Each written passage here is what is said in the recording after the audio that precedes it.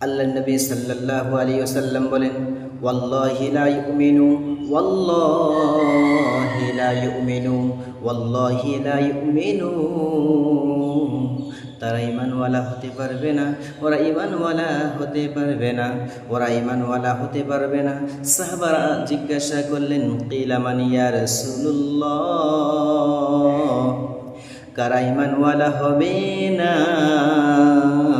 আমার নবী ডাক দিয়ে বললেন, সাহাবীরা রে, যারা তাদের প্রতিবেশীর খবর নেয় না, যাদের প্রতিবেশী না খেয়ে রাত্র যাপন করে, তারা যদি তাদের প্রতিবেশীর খবর না নেয়, ওর নামাজ, ওর রোজা, ওর হজ, ওর যাকাত আল্লাহ গ্রহণ করবে না।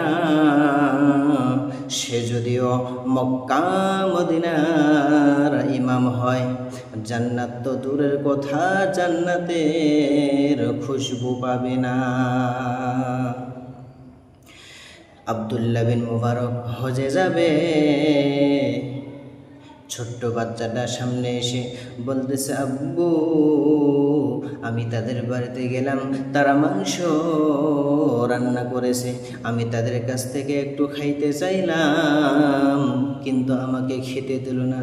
আব্দুল্লাহ বিন মুবারক ছোট বাচ্চাটার হাত ধরে টানতে টানতে ওই প্রতিবেশীর বাড়িতে নিয়ে যায়, গিয়ে ধমক দেয়, প্রতিবেশী রে, ছোট্ট বাচ্চাকে ফিরিয়ে দেওয়া যায় না রে। আরে প্রতিবেশী, ছোট্ট বাচ্চাটা তোর বাড়িতে মাংসের সেন্ট পেয়েছে বলে তোর বাড়িতে এসেছে, তুই দিস নাই, আমার কাছে গিয়ে নালিশ করেছে। ওই প্রতিবেশী আব্দুল্লাহ বিন মুবারকের দুটা হাত ধরে কান্না করতেছে, হুজুর কি বলে আপনাকে বুঝাবো জানি না, হুজুর গো আমি এত গরিব, আমার বাচ্চাগুলো 2-3 দিন থেকে না খেয়ে রয়েছে, হুজুর আমি মানুষের কাছে কাজের জন্য যাইলাম, কিন্তু কেউ আমাকে কাজে নিল না। আমি রাস্তার মাঝে দেখলাম একটা মরা জন্তু রয়েছে, সেখান থেকে কিছু মাংস নিয়ে এসে আমার সন্তানদেরকে খাইয়ে দিলাম। হুজুর এই মরা পশুর মাংস আপনার সন্তানকে কি করে দিই? আব্দুল্লাহ বিন মুবারক বলতেছে, যুবক রে, আমি হজে গিয়ে কি করব?